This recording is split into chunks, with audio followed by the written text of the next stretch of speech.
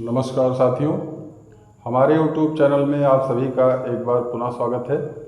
जैसा कि मैंने कहा था, मैं कक्षा 9 और 10 के गणित NCERT की पुस्तक को हल कराता रहूँगा। उसी क्रम में मैं कक्षा 9 की प्रश्नावली 1.4 जो नई गणित की किताब आई है, उत्तर प्रदेश और CBSE बोर्ड में जो सिलेबस कम करके दिया गया है, पहले यही प्रश्नावली 1.5 थी, लेकिन अब इसी प्रश्नावली का नाम 1.4 है नई किताब में।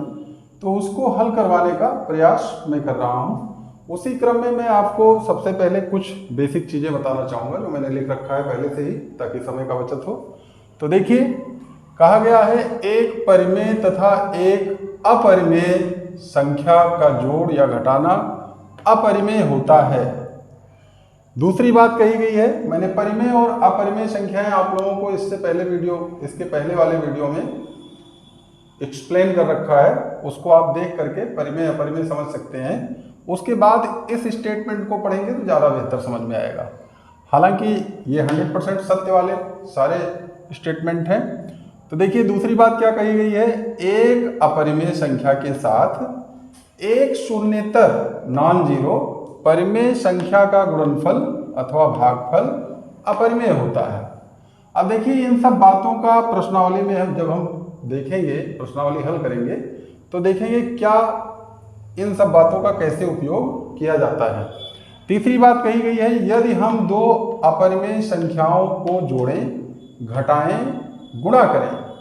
यहाँ दो अपरिमेय संख्याओं की बात हो रही है यहाँ तक। उसके बाद कहा है या एक अपरिमेय संख्या को दूसरी अपरिमेय संख्या से भाग दें तो परिणाम परिमेय या अपरिमेय कुछ भी हो सकता है।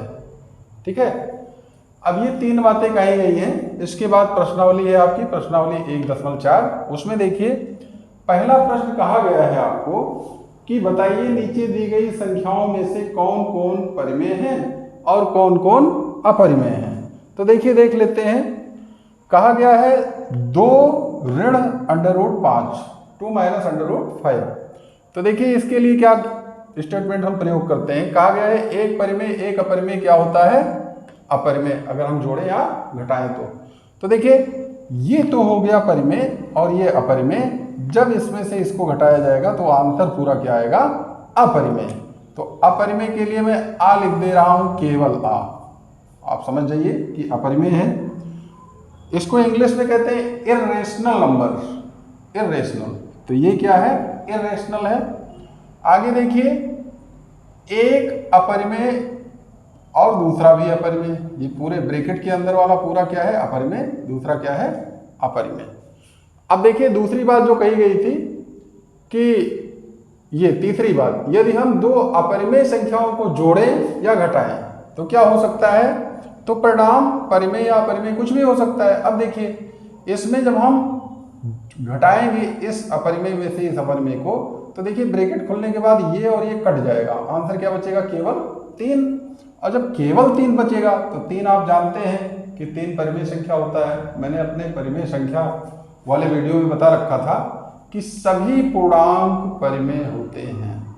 भिन्नात्मक संख्याएं जो होती ही हैं लगभग परिमेय, जो P/Q के रूप में लिखी जा सकती हैं या पूर्णांक बटा पूर्णांक के रूप में लिखी जा सकती हैं।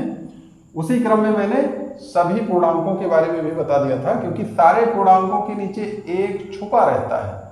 अब आगे देखिए, तो ये क्या हो गया, परिमेय। मैं पा लिख दे रहा हूं सिंपली। अब देखिए, अगला कहा गया है 2 √7 बटे 7 √7। देखिए, अगली बात क्या कही गई थी कि अगर हम एक अपरिमेय संख्या के साथ एक शून्येतर परिमेय संख्या का गुणनफल अथवा भागफल करें तो अपरिमेय होता है। तो ये दोनों अपरिमेय तो है नहीं, ऊपर नीचे, सॉरी, एक परिमेय एक अपरिमेय तो है नहीं। तो इसमें तीसरा वाला देखते हैं कि दो अपरिमेय संख्याओं का, देखिए, एक अपरिमेय संख्या को दूसरी अपरिमेय संख्या से भाग दें तो परिणाम परिमेय या अपरिमेय कुछ भी हो सकता है। तो देखिए, ये √7 कट जाएगा तो बचेगा क्या, 2/7। और ये क्या हो जाएगा, ये पूरी तरह परिमेय होगा। अब आगे देखिए, अगला कहा गया है 1/√2। आपको बताया गया था कि जब हम भाग करते हैं, हाँ, यहां पर कहा गया है एक अपरिमेय संख्या के साथ एक शून्येतर परिमेय संख्या का गुणनफल अथवा भागफल क्या होता है, अपरिमेय। तो देखिए एक परिमेय है एक अपरिमेय है, जब हम भाग करेंगे इसमें तो आंसर क्या आएगा, अपरिमेय। तो इसलिए मैंने आ लिख दिया यहाँ पे। अगला देखिए, अगला कहा गया था कि एक परिमेय और एक अपरिमेय संख्या का गुणनफल क्या होगा, वो भी अपरिमेय होगा। अब चूंकि पाई आपका होता है अपरिमेय, इसलिए 2 से जब पाई को गुणा करेंगे तो आंसर क्या आ जाएगा, अपरिमेय।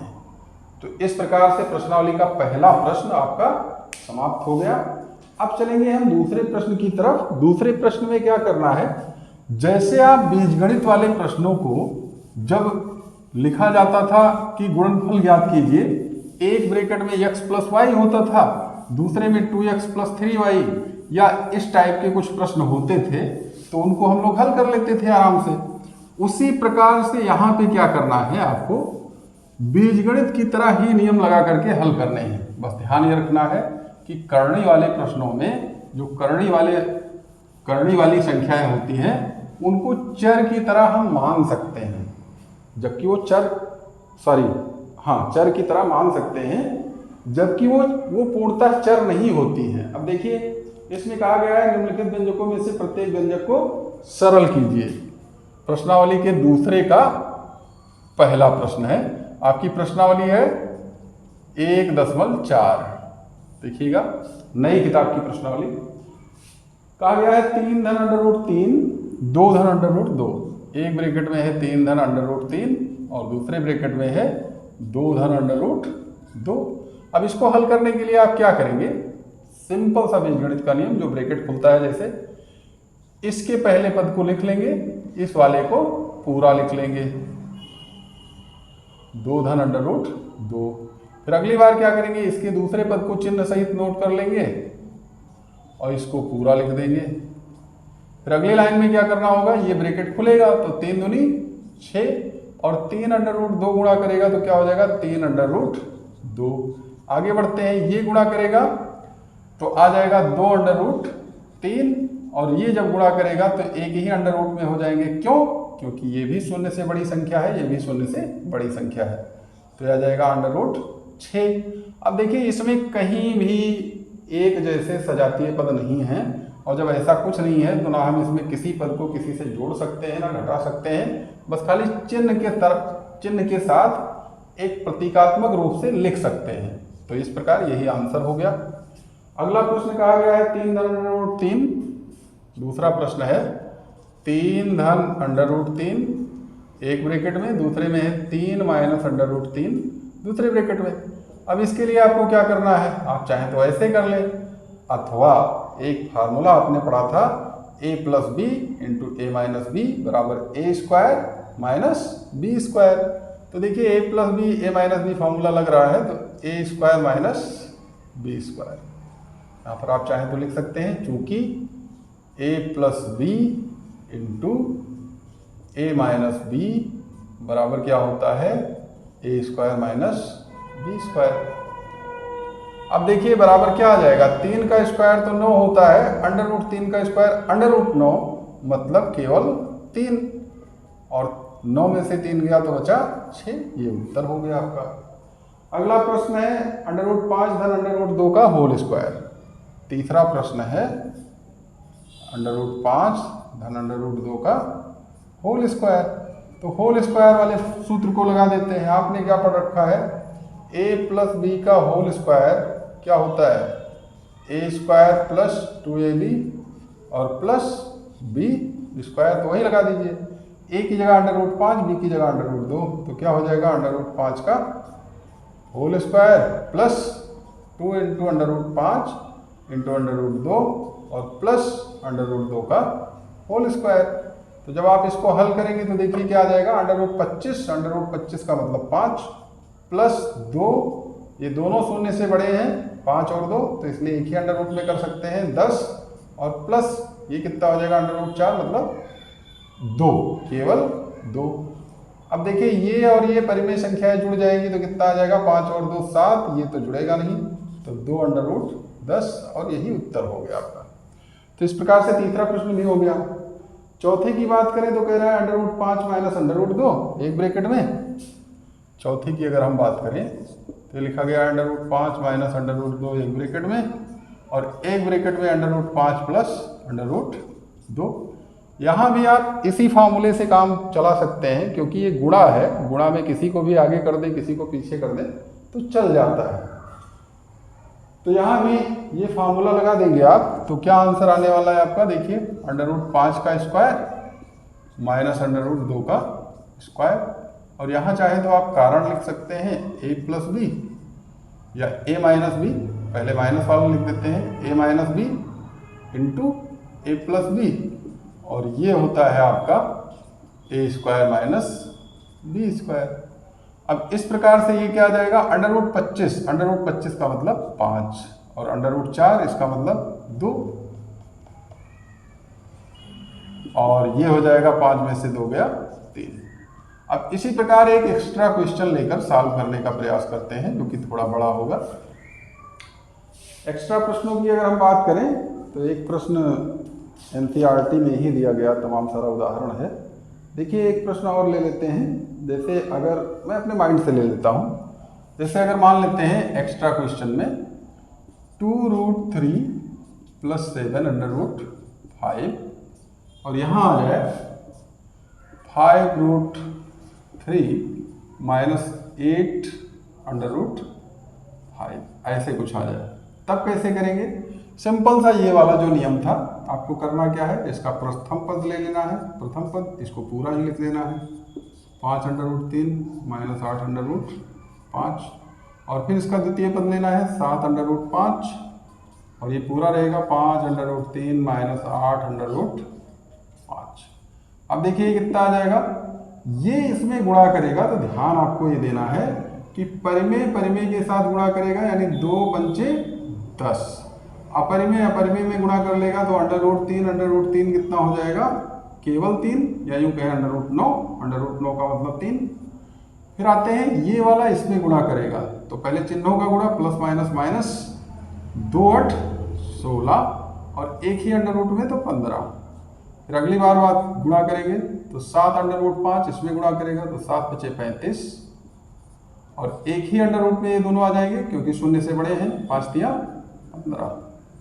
फिर प्लस माइनस माइनस 7 8 56 और ये एक ही अंडर रूट में जाएगा तो अंडर रूट 25 का मतलब 5। इस प्रकार आप देखते हैं कि 10 तियां 30 हो गया, 10 तियां 30 और माइनस ये देखिए -16 plus 35 under root 15, -16 under root 15 plus 35 under root 15। इसका मतलब आप ऐसे समझ सकते हैं -16x और प्लस 35x। अब आपको मैंने पूर्णांकों वाले पहले वीडियो में अपने बताया था कि अगर दो संख्याएं अथवा दो पूर्णांक विपरीत चिन्हों के लिखे हों तो आप उनको घटा दीजिए। तो 35 में से 16 गया 19 और चिन्ह लगा दीजिए बड़े के आगे वाला, तो बड़ा ये है, इसके आगे प्लस है, प्लस लिखने की जरूरत नहीं होती है। और उसके बाद x तो लिखा ही जाएगा, तो कितना बचेगा 19x। उसी तरह से जब इसको सॉल्व करेंगे तो ये आ जाएगा प्लस का 19 अंडर रूट 15। x की तरह इसको हम कल्पना कर सकते हैं, मान सकते हैं, लेकिन ये होता नहीं है x के बराबर, ध्यान रखना। माइनस इसको 56 को 5 से गुणा कर दीजिए तो आ जाएगा 280। अब देखिए 280 और 36 जुड़ जाएगा क्योंकि ये भी परिमेय ये भी परिमेय, तो 280 में 30 जोड़ दें तो 310 प्लस 19 अंडर रूट 15। तो इस प्रकार ये भी आंसर आ चुका है। एक्स्ट्रा क्वेश्चन लेकर के मैंने इसलिए एक्सप्लेन कर दिया ताकि आप लोगों को ऐसे प्रश्नों में दिक्कत ना हो। एनसीईआरटी में थोड़ा साधारण प्रश्न दिए रहते हैं और कहीं कहीं तो बहुत कठिन कर देता है, जैसे कि प्रश्न संख्या 3 देखते हैं। इसके बाद प्रश्न संख्या 3 कह रहा है कि आपको याद होगा कि एक वृत्त की परिधि, जिसको हम C मान लेते हैं, और एक वृत्त का और उसका व्यास, जिसको आप D मान लीजिए, के अनुपात से परिभाषित किया जाता है पाई को। किसको? पाई को। तो देखिए इसको मिटा दे रहा हूं मैं जल्दी जल्दी। उसके बाद देखते हैं क्वेश्चन नंबर 3। क्वेश्चन नंबर 3 में कहा गया है कि आपको याद होगा कि जो पाई होता है उसको एक वृत्त की परिधि, जिसको परिधि को इंग्लिश में सरकमफेरेंस कहते हैं, और सरकमफेरेंस के कारण इसको किससे लिख दिया गया है? स्मॉल c से। और इसी तरह उसके व्यास को d से लिखते हैं, इसलिए इसको व्यास को डायामीटर कहते हैं। जैसे ये वृत्त हो गया तो इसकी कुल लंबाई इसकी परिधि होती है। परिधि का मतलब परिधि, अंग्रेजी में इसको कहते हैं सरकमफेरेंस। और सरकमफेरेंस के कारण इसको किससे लिख देते हैं? सी से। सामान्यतः क्या किया जाता है, किसी हेडिंग की जो इंग्लिश होती है या किसी शब्द की जो इंग्लिश होती है उसको प्रदर्शित करने के लिए उसका पहला अक्षर ले लेते हैं। ये सामान्यतः होता है, सदैव नहीं होता है, बहुत सी जगह ये गलत भी होता है। इसी तरह व्यास जो कि केंद्र से होकर जाने वाला एक रेखाखंड होता है, वृत्त को 2 बराबर भागों में बांटता है, उस व्यास को इंग्लिश में कहते हैं डायामीटर। डायामीटर। और डायामीटर के कारण इसको किस में लिख लेते हैं? स्मॉल डी से। तो देखिए ये हो जाएगा आपका व्यास। अब कह रहा था कि पाई जो होता है, अब चूंकि परिधि का सूत्र क्या होता है आपके पास? परिधि। परिधि C बराबर 2 पाई आर। आर का मतलब यहां से होता है, आर का मतलब रेडियस, जिसको हिंदी में कहते हैं त्रिज्या। और ये आप क्वेश्चन नंबर 3 सॉल्व कर रहे हैं। तो देखिए इस प्रकार से अगर हम पाई की बात करें तो ये इधर चला आएगा, तो C/2r बराबर क्या हो जाता है? पाई। और 2r चूंकि एक रेडियस यहाँ, इस पूरे दूरी को बोलते हैं डायमीटर या d, तो क्या हो जाएगा? C/d बराबर पाई। यही प्रश्न कह रहा था कि परिधि और व्यास के अनुपात को आप पाई कहते हैं। चलिए ठीक है, अच्छी बात है। अर्थात पाई बराबर C/d। इस तथ्य का अंतर्विरोध होता हुआ प्रतीत होता है कि पाई अपरिमेय संख्या है।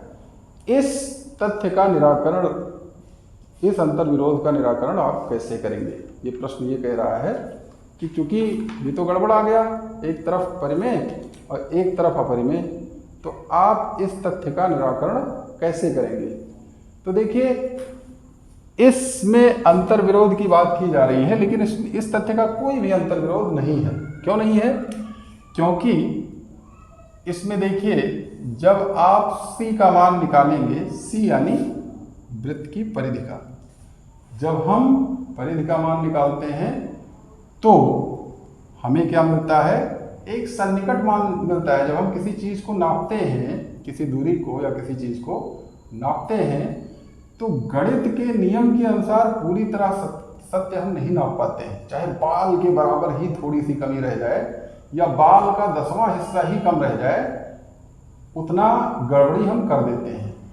जैसे मैंने आपको बताया था कि 2 बिंदुओं के बीच एक रेखाखंड खींच दीजिए आप, तो इसमें अनंत बिंदु हैं।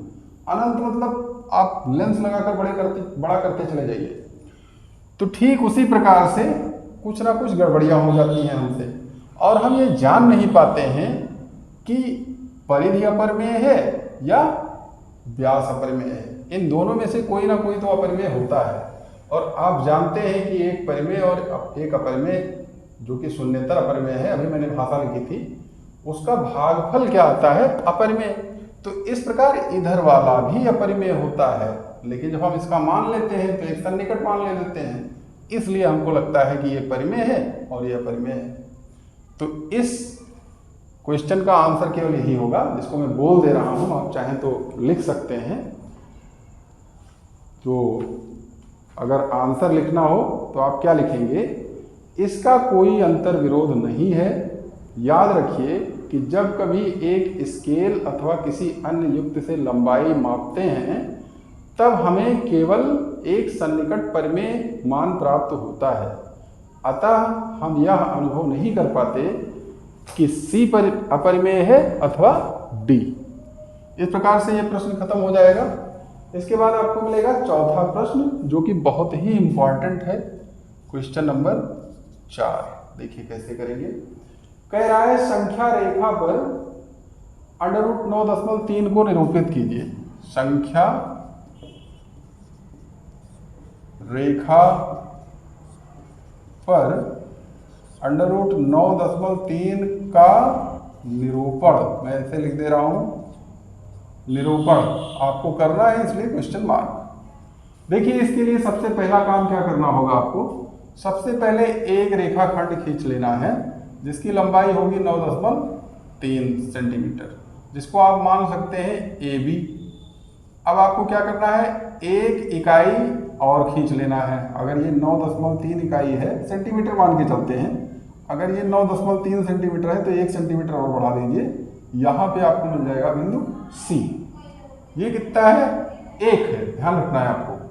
अब उसके बाद क्या करना है, इस रेखाखंड AC का लंब अर्धक कर लेना है। लंब अर्धक कैसे करते हैं, आप बिंदु A पर प्रकार में पेंसिल को सेट करके बिंदु A पर उसका पॉइंटर रखिए और आधे से ज्यादा दूरी लेकर के एक चाप इधर लगा दीजिए, एक चाप इधर, यहां पे रख के ऐसे एक और एक ऐसे। फिर बिना प्रकार की सेटिंग को चेंज किए आप पॉइंटर को यहां रखिए और पुराने वाले आर्क को कट कर दीजिए, पुराने वाले चाप को काट दीजिए और एक रेखा खींच दीजिए ऐसे। तो आपको क्या मिल जाएगा, A और C का मध्य बिंदु। अब आपको क्या करना है, एक अर्धवृत्त खींच देना है ऐसे, यहाँ प्रकार का कोना रखिए, नोक रखिए और इतनी दूरी नाप करके ऐसे खींचिए। तो जब आप नापेंगे तो ये दूरी और ये दूरी बराबर आएगी। अब आपको क्या करना है, इसके बाद यहां पर रखिए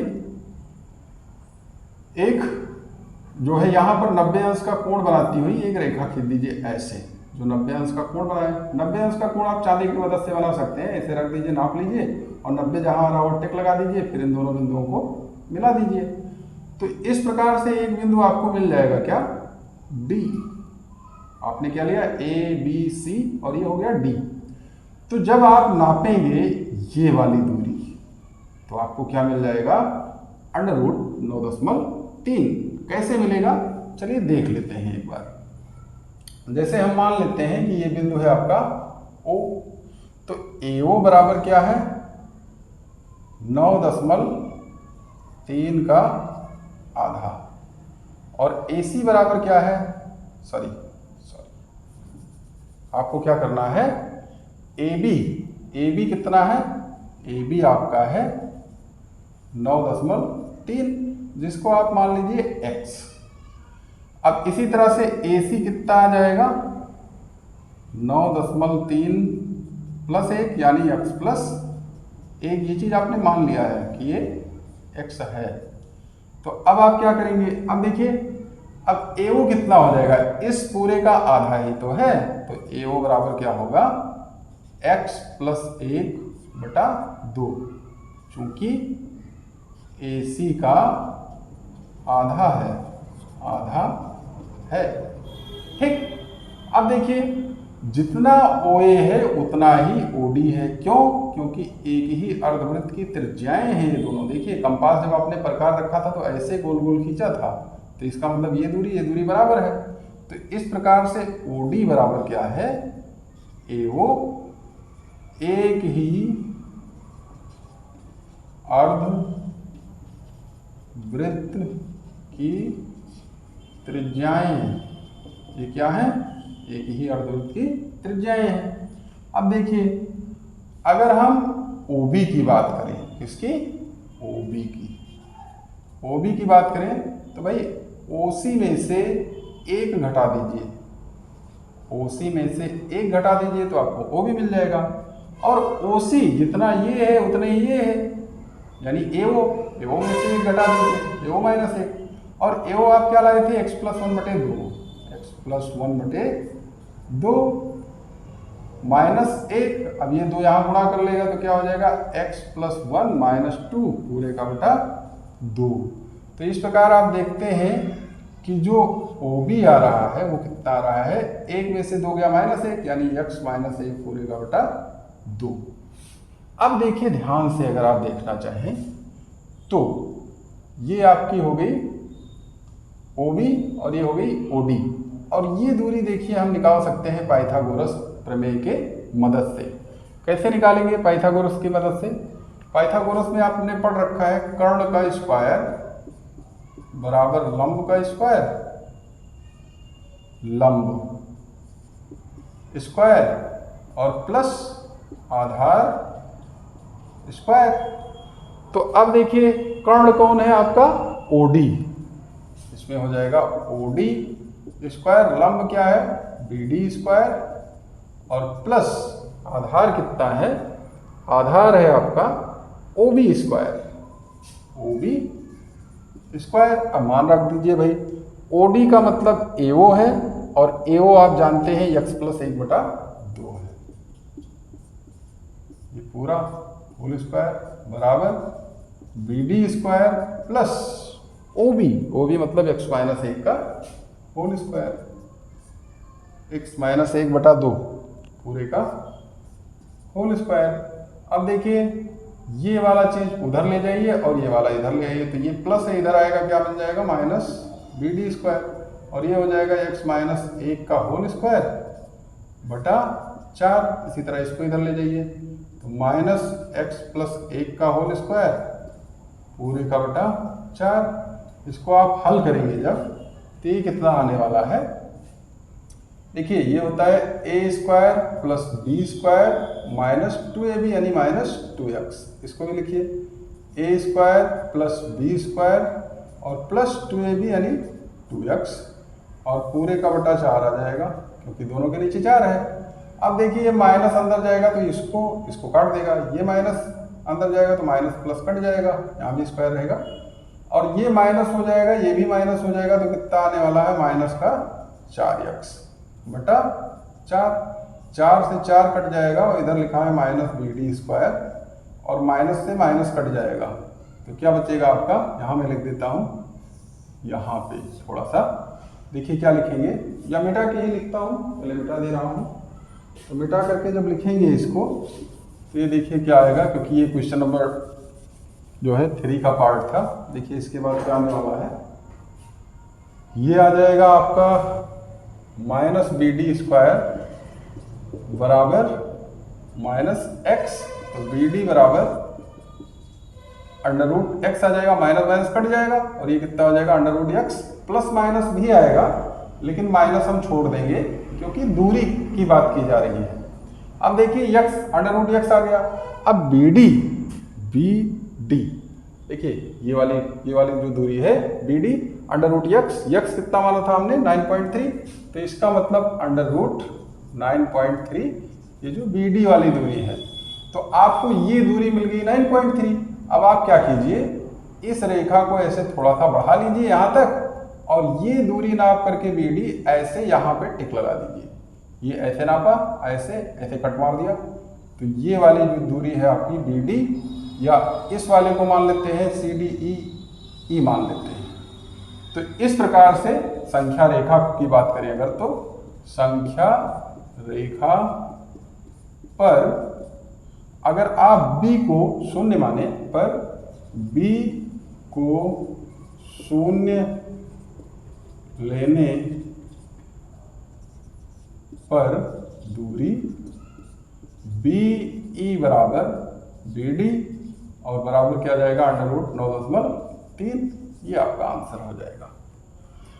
ये मैंने सिद्ध करवा दिया है कि ये कैसे आ रहा है बराबर। आप चाहें तो इसको देख सकते हैं, थोड़ा सा लॉजिकल है। अगर आप इसको ना लिखना चाहें तो आप डायरेक्ट ये चित्र बनाएं और ऐसे लिख दें, तब भी सही माना जा सकता है।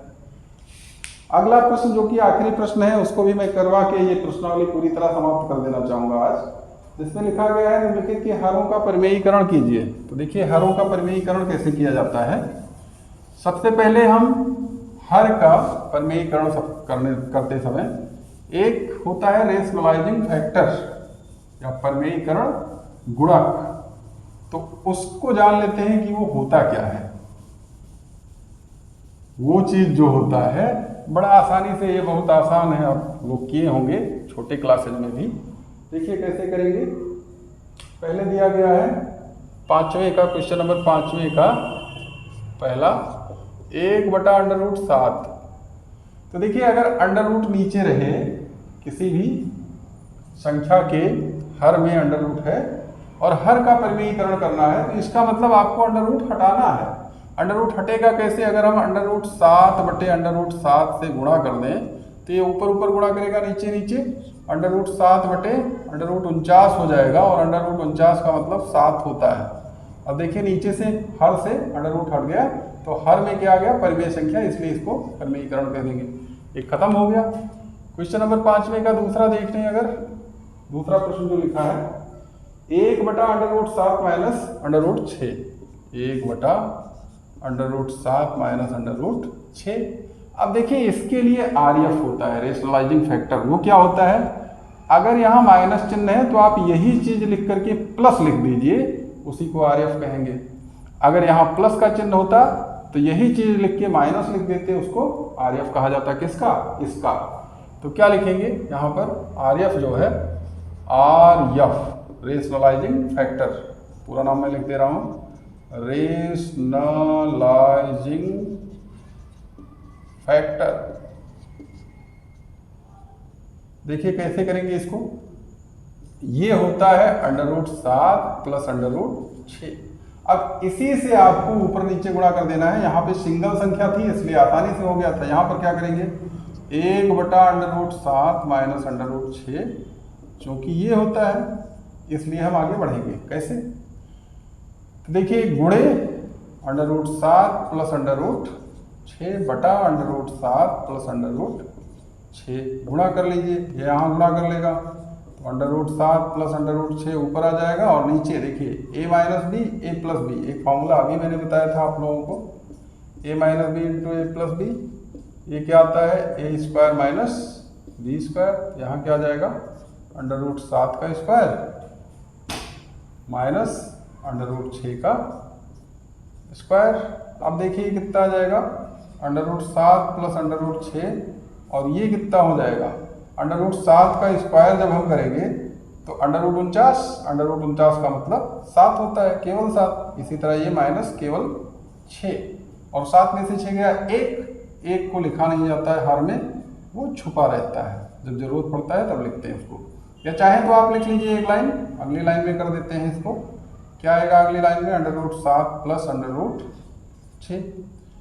दूसरे प्रश्न को भी इसी तरह किया जा सकता है।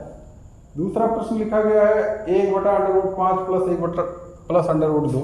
दूसरा देखिए, दूसरा प्रश्न 1/√5 प्लस √2।